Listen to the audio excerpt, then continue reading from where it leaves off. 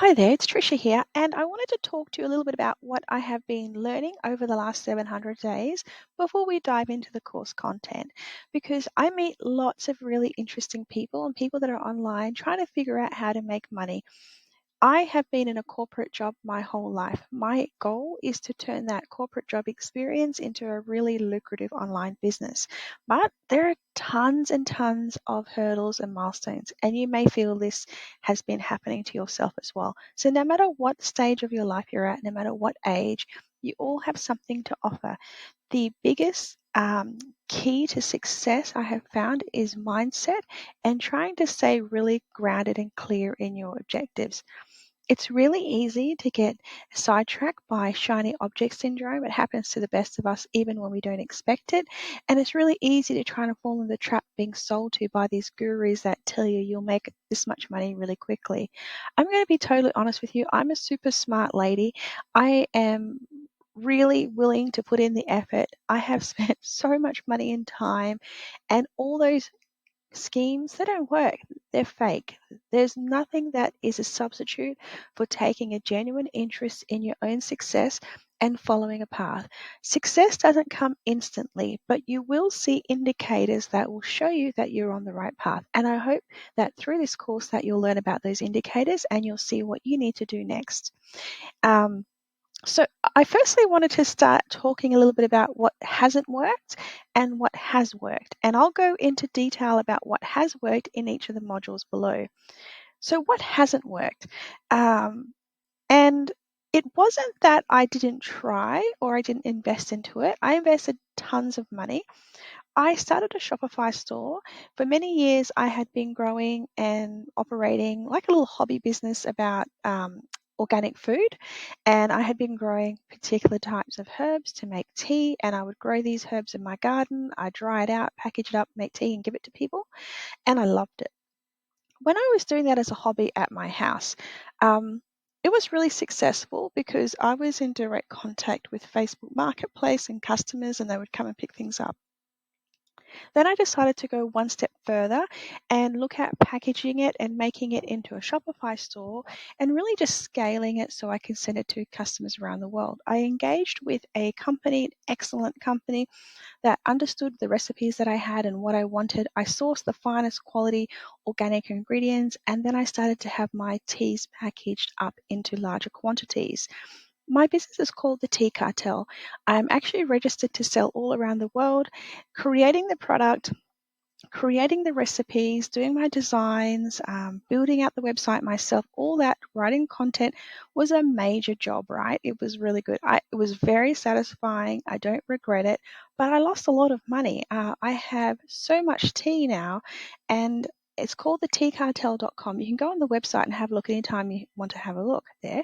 Um, I lost a lot of money because what I was sold in this course by a company called Founder, it's a great company, they do lots of different courses, is they made it sound really easy to just get your product to market, go on social media, um, make lots of money, etc. But the reality was really different. After spending all this money on building a Shopify store, investing probably at least $10,000 in product and printing and graphics and artwork, and all the rest of it, I probably made back about 5,000, and I probably could cover my costs if I sold the remaining tea. But for each pack of tea that I sell, I only make a couple of dollars profit. And by the time I take in consideration postage, it's really expensive. And the reason why I share this with you is not to deter you from starting a Shopify store. I think they're really good, but you've got to think about a lot of things. You've got to think about how are you going to get customers? There's nothing better than having a tangible experience with a real customer in front of you. And when you're online, you need to spend money on advertising. And that's the thing they didn't tell me when I started my Shopify store, that there was they were getting great results because they were spending 20 or 30 grand a month on advertising. And I didn't have that money to spend. I just had little old me making these tea packs up and sending them out and doing my own marketing and content. And no matter how hard I tried and how much work I did, I really didn't generate a huge amount of revenue. So that was a big learning mistake. That took me a year to learn that mistake. And side by side doing that, I also looked at Amazon FBA. And interestingly, I went through a program called Jungle Scout. And Jungle Scout is really a research tool that helps you find little niches on Amazon for products that work really well. Now, there's two good things about this. When you have data to make decisions, you can see what's working and what's not working. But you have to invest money up front in order to get products to go on Amazon FBA. So how Amazon FBA works is Amazon FBA means Amazon, fulfilled by Amazon. You buy products, whether you drop ship it directly from the manufacturer to your customer, and then you need to pay Amazon a commission for every sale. You're paying for postage. So let's take two examples of products that I, after doing a lot of research on Amazon FBA, found that they were really profitable. The first item was a pregnancy pillow. Now, this particular item is extremely lucrative, but there are a couple of catches. So the product's about $15 manufacture from China. Then you have the postage and handling and the customer service. And then you have the Amazon fee. So let's say all up, you're looking around $45, $50. The sale price is $69. Now, that product itself, the margin, you might be looking at 20. If you sell 10 of them a month, that's $200. It's a lot of work. You're competing with lots of different sellers on Amazon. Another product that's really good, these are dog collars, but selling dog collars, you kind of want to get into the higher quality, but you have to buy 100, 1,000, 10,000 pieces, and not everyone wants the same blue dog collar. These are, you want to have a variety of pieces. The biggest takeaway from Amazon FBA, after going down this path and spending months and months on it and researching it, was that I needed at least $60,000 to invest in stock up front for pregnancy pillows or a couple of other products I looked in. There was no guarantee when I'd get that money back. I would need to ship that to an Amazon warehouse or drop ship it from the manufacturer's location. I would need to compete with daily price changes on Amazon, and that was really hard because Amazon would, if you had a product that was selling well, Amazon would source the same product and compete with you, even from the same manufacturer and the same design, and drop their price. So it was really challenging. The other part is there's no guarantee you're going to sell anything, right? So you could go and spend $70,000 on pregnancy pillows or dog collars or whatever you want, and you can send it to the nearest warehouse for Amazon, but if nobody buys it, your stock is sitting idle, and after a certain time, Amazon doesn't want that stock in their shop. I'm in Perth, Australia, and I am literally the most remote city in the world. So having the Shopify store and then thinking about the Amazon, it was a really harsh truth to face, that shipping from this location would be very difficult. Now, if you're in Sydney or you're in New York or San Francisco, all these different places, that would be a totally different story.